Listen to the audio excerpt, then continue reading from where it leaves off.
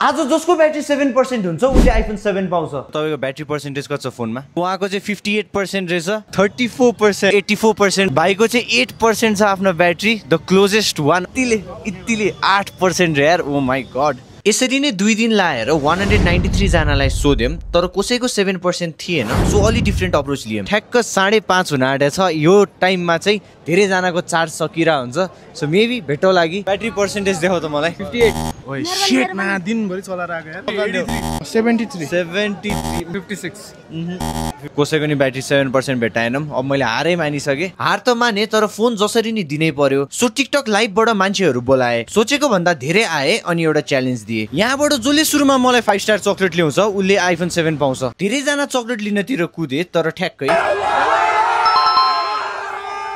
उसले सबैभन्दा सुरुमा 5 स्टार चकलेट लिएर आएको छ। अहिले चाहिँ मैले भित्र ल्याइसकेँ। उसले चाहिँ आइफोन 7 प्लस जितेको छ। तिमीलाई म चाहिँ एउटा अप्सन दिन्छु। मसँग सिजर पेपर रक खेल। जित्यो भने यो आइफोन 2टा बनाइदिन्छु, हार्यो भने केही नि पाउँदैनौ। नभन्नी। स्योर हो? स्योर हो। भाइको फोन चाहिँ यहाँनिर छ, तर त्योभन्दा अगाडि मलाई फलो गरेर प्रुफ देखाऊ। उसले फलो नि गर्छ, सो फोन त दिनै पर्यो। बधाई छ। कुनै पनि मोबाइल एक्सेसरिज रिपेयर चाहिएमा मात्र याद गर्नुहोस् प्रनिस स्टोर। हो कि हैन? हो। कसम? अम्मा कसम।